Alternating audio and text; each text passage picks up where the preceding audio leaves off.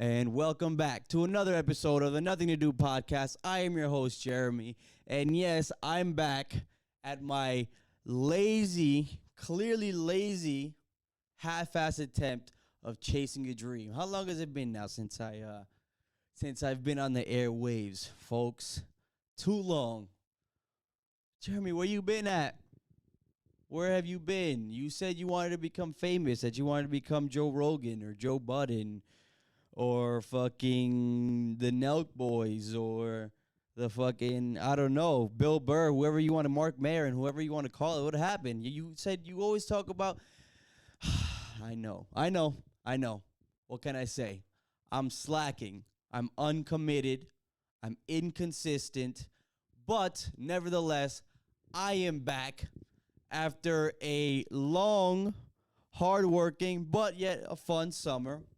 Last time I recorded was, damn, I don't even know. There is so much to talk about. Listen, I'm going to let you guys know right now. I'm going to let y'all know right now, at least for these first couple episodes back, however far they're spread out, because I don't know. Last time I recorded, I said, guys, oh, I'm apologizing, talking about I'm going to be back consistently, yeah. That was like 3 months ago. That was 3 months ago. So your boy is way off schedule and way off rhythm, so bear with me. But Jesus Christ, there's so much that happened in the last 3 months. So just as a beware, as a caution, I will be talking about things that you have probably heard about being beat to death in all of your other favorite podcasts in the last 3 months. No new content in terms of stuff I'm probably going to be talking about. I've been doing prep work, and I've been writing stuff down. I haven't completely fallen off in that sense. This show is still in the hidden, tucked in the back of my mind somewhere. But I won't lie, I've been busy. I've been working. I've been in school, and now I'm in school full time. So if anything, this is probably the worst time in my life in recent years to be restarting this again, to be getting back on the horse. But we'll see where this goes. Where do we start?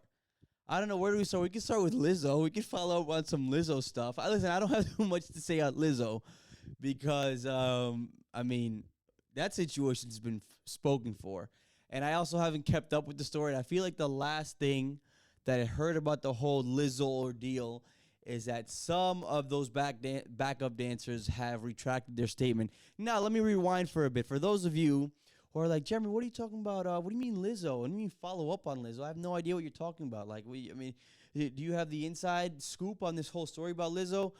So a couple months ago, I should just say earlier this year, because it's been a while since I recorded, I went on a whole Lizzo tirade, just bashing Lizzo. Not necessarily hating on her, more on her being a reflection of sort of like pop culture right now. And I won't get too far into the details, but I dug into her. And in a way, I was sort of a prophet in a sense for the events that followed in the months after. I'm going to knock on wood real quick because, I'm not Papa Dios. Shout out Papa Dios. I'm not Papa Dios. I'm not saying I'm Papa Dios. But in the recent months, it came out that Lizzo was verbally abusing and harassing her backup dancers and calling them like fat and blaming them for things and a whole bunch of shit at clubs or strip clubs. Again, this isn't a show, or at least not all the time. Definitely not today, because like I said, I've been busy. Half the reason why I waited is because I had stuff prepped, but I wanted to make the effort to have even the slightest bit of journalistic integrity. Not happening on the show today. Back to Lizzo. Basically, Lizzo is a piece of shit to her staff and her dancers and all this, and she's getting sued out the fupa, so to speak, for all of those things. And now everybody has a valid reason to hate Lizzo. So I think we've all, at least I did. Listen. Old, middle, 45-year-old white women listen to Lizzo. And and that was kind of the gist of how I feel about her.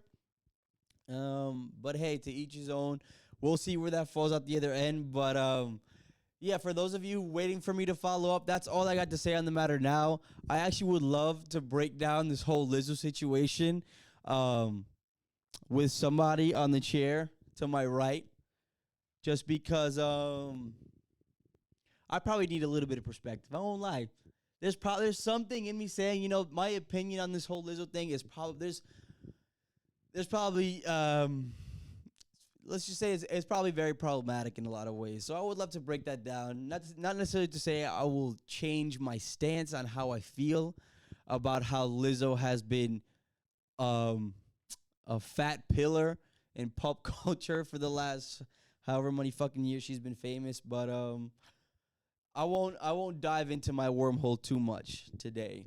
Um, world of sports. My Red Sox. It was fun while it lasted. We were projected to be like top five or I should say bottom five worst teams in the league this year. And hey, we're still above 500, which is well above what we were projected to be. And we were in the playoff hunt until about 3-4 weeks ago when the Astros knocked us out. Swept us at Fenway, kind of set us back 6.5, 7 games in the wild card, and entering September with a 7-game deficit in a playoff race. That's essentially. But yeah, it's and the Baltimore Orioles are looking nasty. I would love for them to win the division. The Yankees, thankfully, are actually worse than us, which is the only saving grace of this season. And the Red Sox, their future's looking really good right now. They fired that bogus motherfucking GM, Kyle Bloom, who just signs old players and wants to sell tickets to a historic franchise that doesn't need help selling tickets. Fenway sells itself. I don't know why you're signing these washed-up 45-year-old Cy Young Award-winning pitchers that won in 2007. Right? I don't know why we're trading JD Martinez for fucking Justin Turner in literally what was a 1-to-1 trade. That was literally that trade was the complete wash. But I will say that Justin Turner has been fucking balling this year. But he's like, you take him at his age, you take him a year at a time. I'd love to re-sign him if we could be sure that he's going to hit the way he's been hitting next year, but he's old as shit, and that's the thing. You take 1 year at a time. The best signing was Macho Man Masataka Yoshida, who balled out in the World Baseball Classic for Japan, and then was putting up Rookie of the Year. It was honestly a shame he didn't get called to. He didn't get a call for the All-Star game because at that time, I think he must have at least been top 3, if not the top runner for Rookie of the Year. He's having a Rookie of the Year season. He's not necessarily young. He's like 29, and we signed him to 5 years. So there's that. We just need to we need to move our rotation around. I think there's a lot of people in our rotation that should be in the bullpen. And then maybe buy like 2 or 3 starters, and then we got Brian Bayo, who's looking solid. I think Tanner Houck belongs in the bullpen along with Whitlock. We signed Kenley Jansen. That's another one. Kenley Jansen, fucking one of the greatest closers, in the last 20, 23 years. His prime was up years ago, and we signed him to a 2-year fucking deal. And I'm pretty sure he has like the most home runs giving up as a closer this year.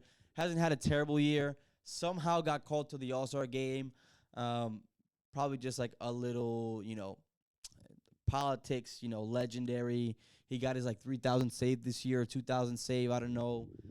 Good for him. But we're making moves that a franchise like the Red Sox shouldn't be making. But our farm system looks good. And we got a lot of guys, in red shirts, so to speak, that are looking really good, which kind of transitions me to the next topic of the Tampa Bay Rays, who are looking fucking unbelievable this year as well. I love the AL East this year. I love how competitive it is. I love the Tampa Bay Rays. I love the Orioles. The Orioles are a young team. They're like they were expected to be good, but not this good and not this early. Like we were expecting this from the Orioles in like 2-3 years. They're doing it now. It's really cool to see.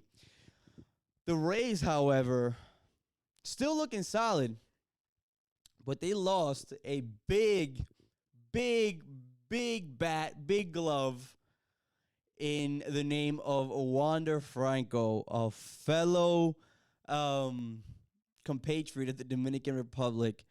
And man, oh man, Wander Franco. So for those of you who don't know what happened to Wander Franco or who Wander Franco is, let me rewind it. Wander Franco, I think he was called up, I want to say 2 years ago by the Tampa Bay Rays.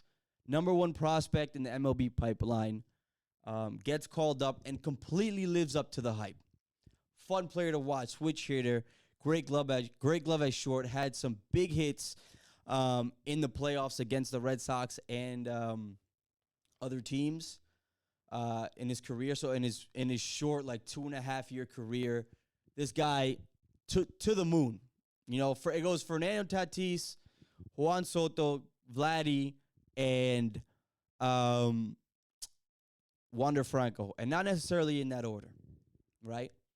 I think last year, the Rays signed him to a big contract, which is huge given the context of the Rays not having a lot of money, not being big spenders. What they do in that organization to develop the team they have, it's a lot of good work they're doing, but they signed him to, I want to say, again, I don't have the numbers on me. I don't feel like looking it up right now. At least, an 8-year, they gave him one of those big MLB contracts that they're giving out. Not as big as like Tatis or Machado or Trout or Devers, but a big one. Nonetheless, he's living up to the hype. And I think the last person the Tampa Bay Rays signed to a contract that big and that long was Evan Longoria, which was like, has to be at least over 10 years ago at this point, who was another Tampa Bay Ray legend. And it turns out that Wander Franco is on administrative leave because he be on some old school Dominican shit. He was allegedly, they're investigating a relationship or an alleged relationship that he has with a 14-year-old girl from the Dominican Republic. Now, this is the time where I wish I had my soundboard nice and ready. But damn. I mean, I don't know what the fuck you're thinking at this age. That's crazy. Like, this isn't like 19. Like, you got to do better than that, bro. Like 14 years old. He's 20. I want to say he's 22, mind you. I'm just giving it in terms of context. I'm not necessarily dismissing or forgiving or giving him an excuse for dating a fucking minor, and not even just a minor, but like a 14-year-old. Like that's That's like still like there's 14-year-olds in 8th grade still, which is crazy. And it's wild because it's like that's not a thing anymore, bro. That might have been a thing like in the 20s, 30s. I think up until about, I want to say, maybe like the 70s was kind of the cutoff where men can date younger women like that, and it was considered kind of acceptable given the circumstances of said man, how much money he was making, how successful he may have been. I mean, shit. I mean, didn't Elvis didn't he marry like a 14-year-old too? And like no one really gave a fuck because it was Elvis, right? But geez, bro, in 2023 to get caught with a 14-year-old, like that's crazy. That's like some straight campesino shit. Like this isn't this isn't 1930 where you can just pick a wife out of the litter and see a girl developing and be like, yeah, I'm gonna redshirt her. You come on my team, I'm gonna draft you when you're, when you're good and ready, you're gonna get called up to the big leagues, and you're gonna be in the show. So let's get those reps in. Yeah. And it's crazy. I think what's crazy about this, and you know what, I did talk about this um last year after the Weekend concert. Within the context of, because I went to go see the Weekend with my boy Tom. Shout out my boy Tom, who also birthday shout out to Tom. Um, he just hit the dirty 30. Just turned 30 years old. We threw him a nice surprise party. Shout out to you. One of my best friends for over 20 years. Anyways, I digress. Um, at the Weekend, it's just like, you go to those concerts, and it's a lot of 15, 16, 17-year-old girls going, with their friends or their moms or their dads and stuff, and they're dressed, in fucking crop tops and booty shorts, and like it's fucked up because it's like it's very much jailbaity in the sense that, like, these girls dress like this, and I listen, I'm saying this in full, like, knowing full well that out of context, or if you don't know me, how even creepy commenting on this sounds. But I don't give a fuck. This is my show, and I can say whatever the fuck I want at the end of the day. I think yeah, it's weird because and I think physically speaking, like, girls and women develop a lot faster than boys do, and oh my goodness, I'm trying to like very carefully like tiptoe my way through this fucking minefield of a fucking topic. Um,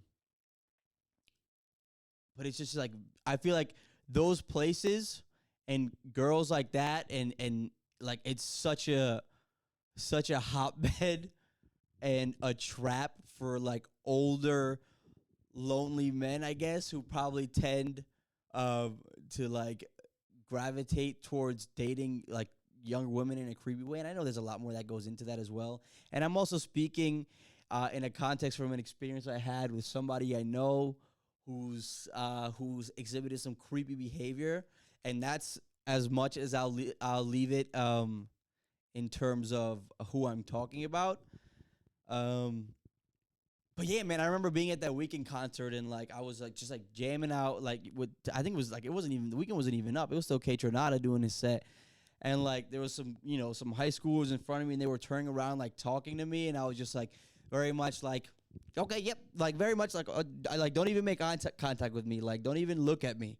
All right, I don't want to miss, like, I'm being nice, but just look that way, and I'm gonna look that way, and you don't even look at me, and this is a very much a just me being a kind person in that moment and being nice and acknowledging whatever you had said. This conversation goes no further than that. And it's just like, oh my God, like just it's weird talking to teenage girls in that way. At least as a man, I don't know how other men feel like that. I think about it more too because I work in a school setting. Oh, good Lord, this fucking can of worms I'm opening up. I work in a school setting. Thankfully, it's just I'm mainly in lower school, but like there's middle school girls, that are already. It's weird. You really have to have boundaries, like in those situations, and you also have to be getting pussy. That's a big one. You have to be getting pussy. Because you have to. You just have to be. Because if you're not, and the public knows you're not, and you're whatever, it looks weird. It looks even weirder. Anyways. But Wander Franco. No. I had another point to make about this. I'm trying to think. But yeah, I think that's tough. It's tough. And it's weird. I think I don't want to speak for all men. And I'm very dangerously setting myself to just be like, oh, I'm the only one that thinks like this, but I don't think I am. I think we all notice it, right? And that's not to say that even with teenage girls that are overdeveloped physically, you can still like if you are a lucid human being, if you are a lucid man with any sort of social, even the most basic set of social skills and awareness, no matter how her body or her face might look physically in terms of age, when you talk to a teenage girl or even just the eye contact, you can see it in their eyes. They're young. You can see it. It's like it's still there. It's very noticeable. Like I know how old you are. No matter how your body looks, how your face looks, girl, you're 16. You're not fooling nobody. All right? I see it in your face. In I see it. We see it. Right? Um but it's weird how you like I feel like as men you notice it. And you may acknowledge it in your head, but you'll be damned if you say it out loud because then you sound like a creep, like I do right now in this context. And it's weird. There's that there's like that unspoken sort of taboo how you can notice these things, but God forbid you say anything out loud about it, which I understand because that looks and sounds weird. Immediate red flags. I'm saying it now in context of this Wander Franco thing to circle back. Wander, my boy, tú tienes millones de dólares, loco. Tú eres un pelotero. El pelotero más duro, loco. You are paid. You are a millionaire. What are you doing out here fucking with 15-year-old girls? No matter how, I know if there's something in the water, especially with these fucking Dominican girls. They start getting tits when they're fucking 11 years old and fucking all this shit. Like, they just age faster. But, like, what is wrong with you, dog? You're a millionaire. You play baseball in Florida. I know it's Tampa, but shit, you can take the weekend. It only takes a couple hours to get to Miami. My boy. You can get a fucking, like, you can have anybody. My boy, why are you still fucking around? Like, this isn't like your grandfather. Like, you're not your grandfather in the campo. Settling down and your neighbor's parents fucking present to you their daughter when she's of age, which is fucking 13, 14 years old back in 1964. Like, here, you're a good man. Have my daughter. So isn't that time, my boy? You better shaping up. I hope somebody contextualizes this whole story in a way where we can forgive and move on for Wander Franco. Because I really, really love him as a baseball player. But my boy, it's not looking good for you. You doing some creep shit out here when you shouldn't be doing some creep shit. You shouldn't be this thirsty. Okay? And not only that, you got. Because now the rumor is as well, allegedly, is that your alleged 14-year-old girlfriend is extorting you. And that's why you got caught up in this shit in the first place. Because you dropped the ball somewhere, allegedly, and now she wants, she's coming after you, dog. Bueno, loco. Conmigo adelante, Wander. You fucking creepy motherfucker. Good Lord. I don't see you getting out of this. I really don't. I really don't. But yeah, that was my whole minefield conversation about Wander Franco and his old head Dominican tendencies. And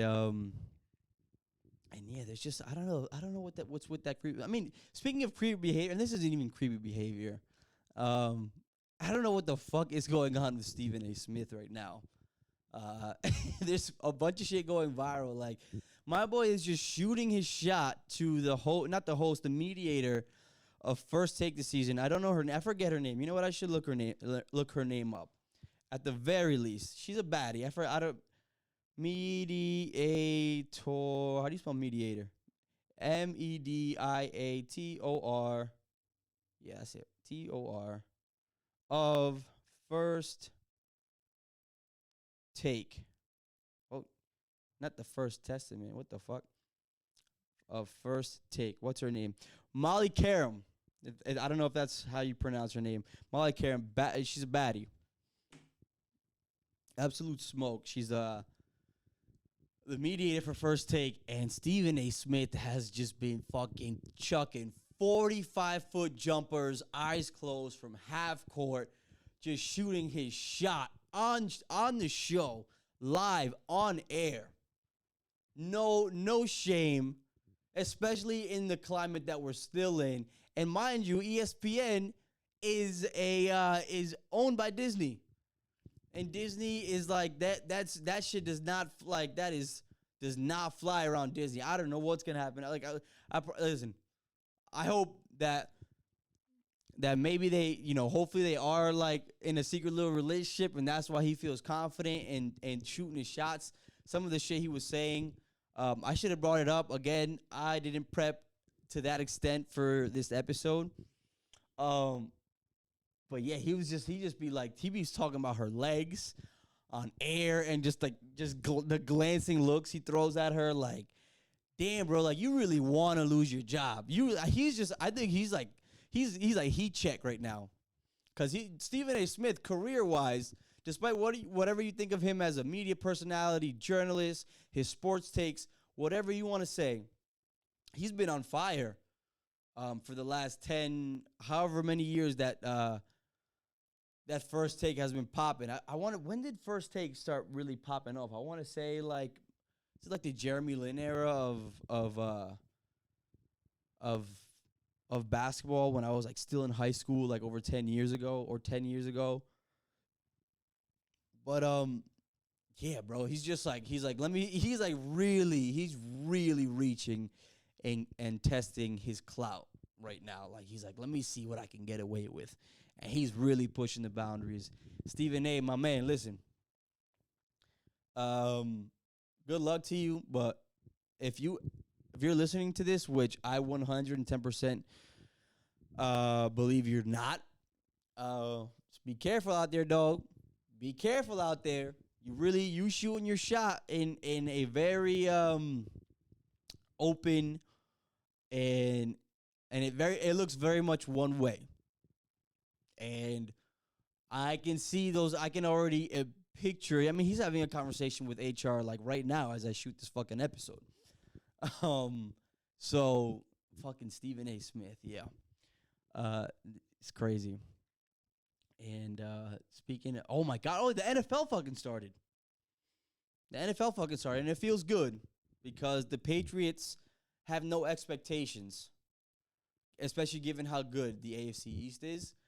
But in a tragic and yet almost predictable turn of events, Aaron Rodgers 4 plays in to the most hyped matchup of Week 1 and possibly all of the NFL for moving forward. Buffalo Bills, New York Jets, Monday Night Football in the Meadowlands or whatever fucking stadium they play in. 4 plays in, Aaron Rodgers, who held the weight of expectations and a Super Bowl trophy for a historically tragic New York Jets franchise, tears his fucking Achilles 4 plays in and just immediately erases any hopes of even making the playoffs, let alone winning a playoff game, not even to mention making the Super Bowl or even winning the fucking Super Bowl. My goodness. And I'm saying this in jest, and I don't feel good or bad. No, I don't feel good. I'm not necessarily feeling. I don't feel good about. I feel bad that Aaron Rodgers tore his Achilles. That's fucked up. That's a fucked up way to start the season, especially given the context of the season. But hey, man, you should have got vaccinated. You know what I'm saying? That's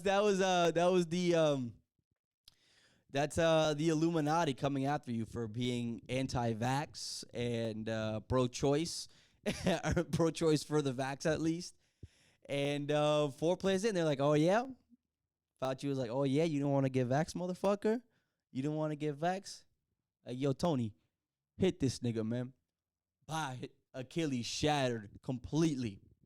My boy hit the button, hit a red button over there in the White House, snapped his whole shit in half. No, but seriously, that sucks. And I think because the Patriots, like, I don't have that many expectations in terms of the Patriots season this year.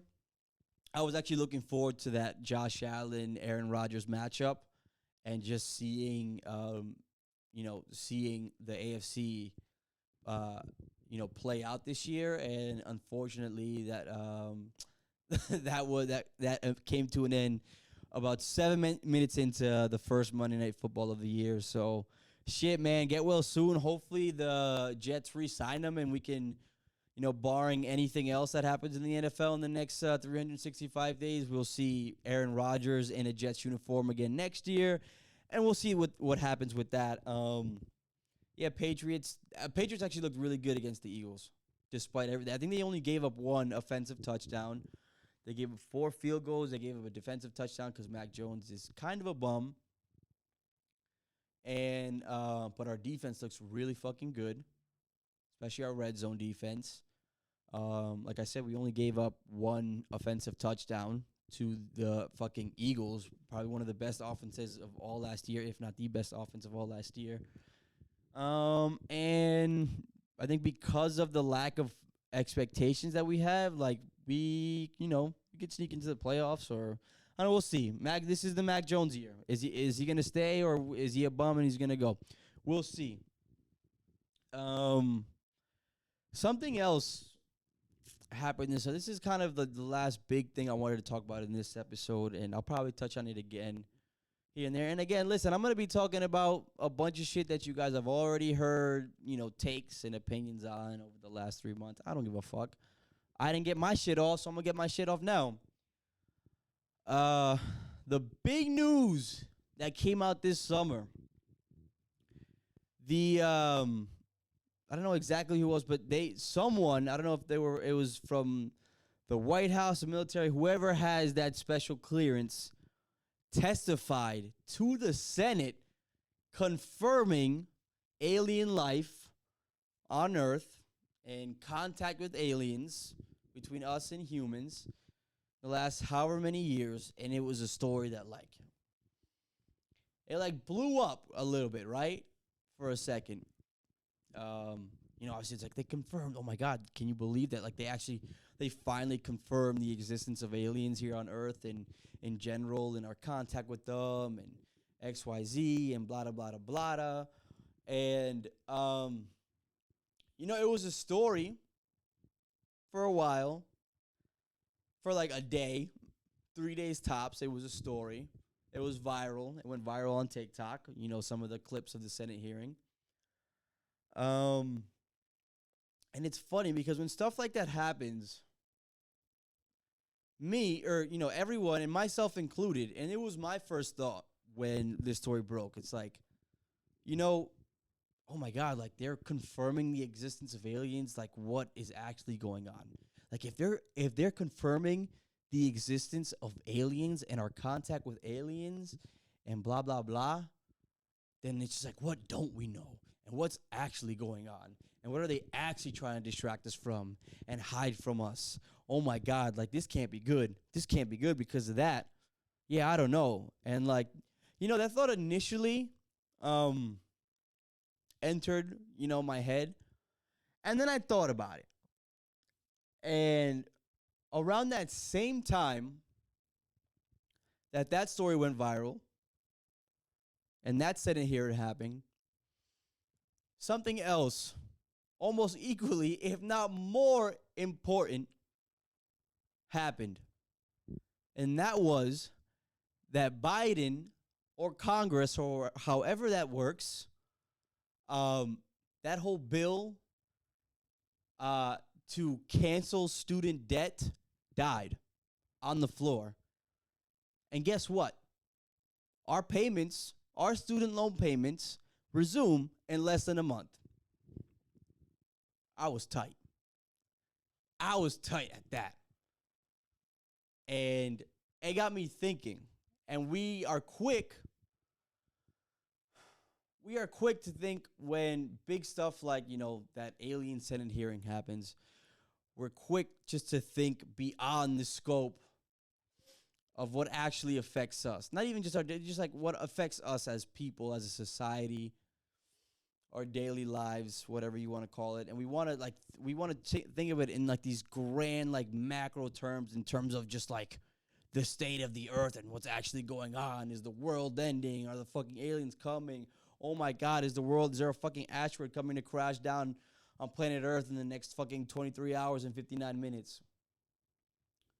And we fail to take a step back and look and be like, maybe the distraction is not from the big stuff that could be going on, these conspiracies, but like stuff that is actually going on today that people take for granted, like student loan debt.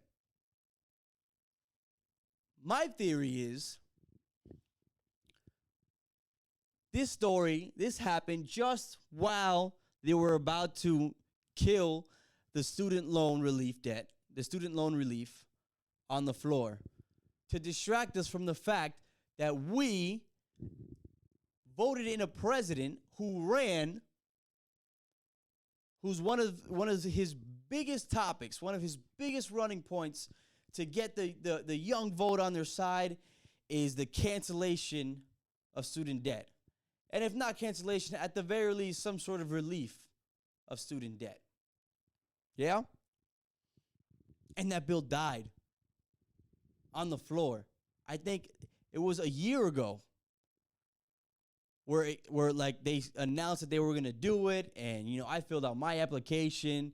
You get up to $10,000, $20,000, I think, if like you got a Pell Grant or some shit. I don't even fucking know.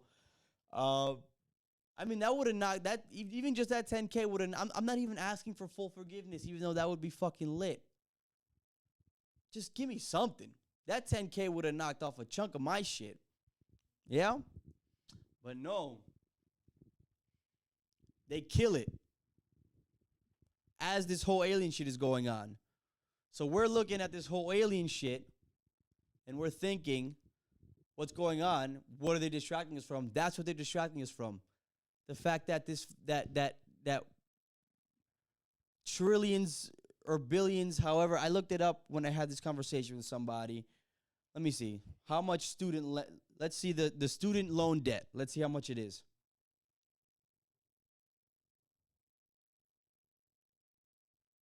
How much is the total student loan debt? $1.77 trillion of student loan debt in this country. Let's see. 2008 financial crisis bailout. Because remember, there's been a couple times in just our lifetime where there was a bubble and it popped. And the government offered these bankers who were responsible for the collapse in the economy and the housing market upwards of $700 billion of financial relief.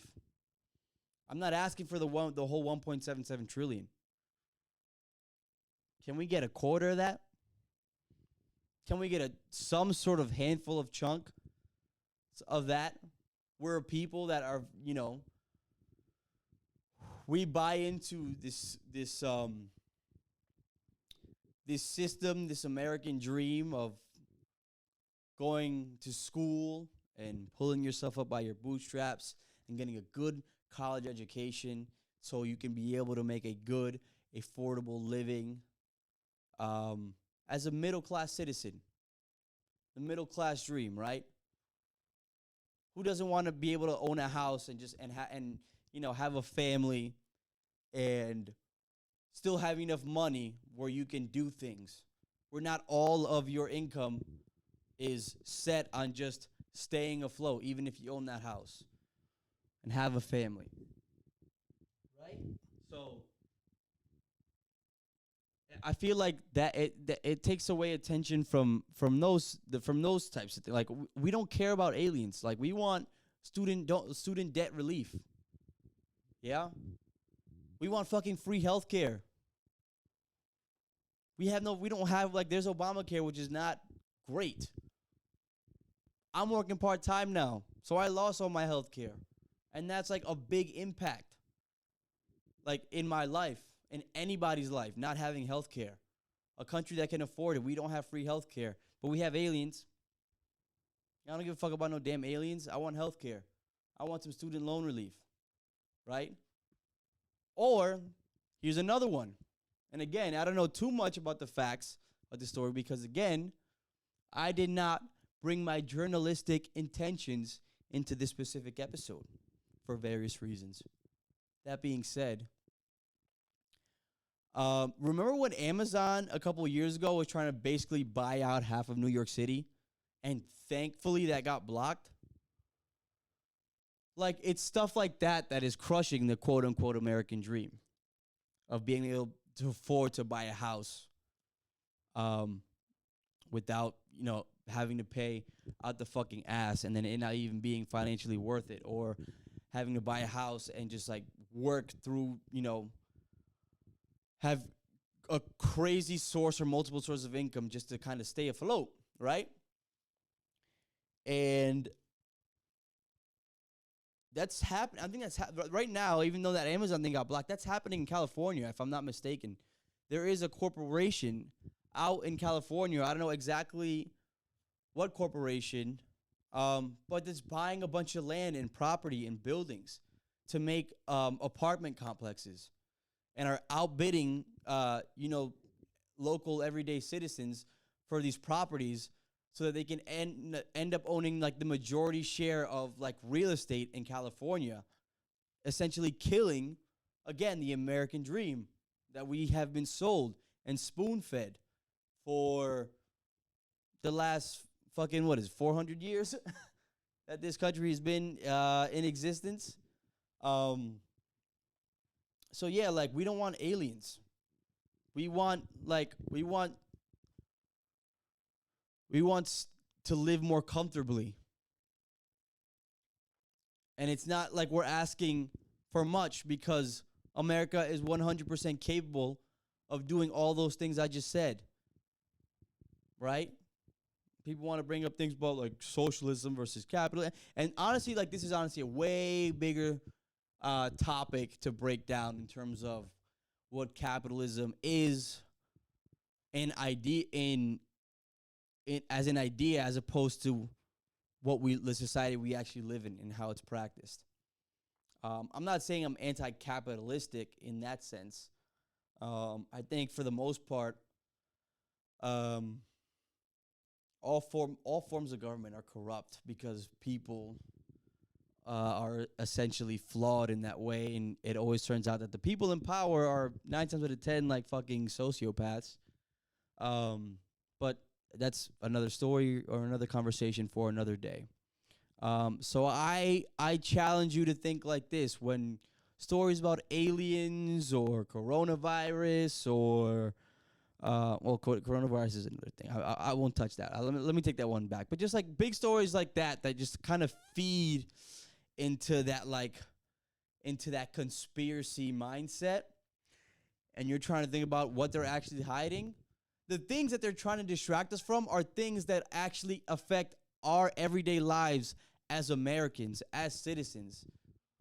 And I doubt that it has much to do, I'm not saying that it doesn't, with stuff that's completely outside or beyond our control, or stuff that even affects us. Like, who gives a fuck if there's aliens at this point?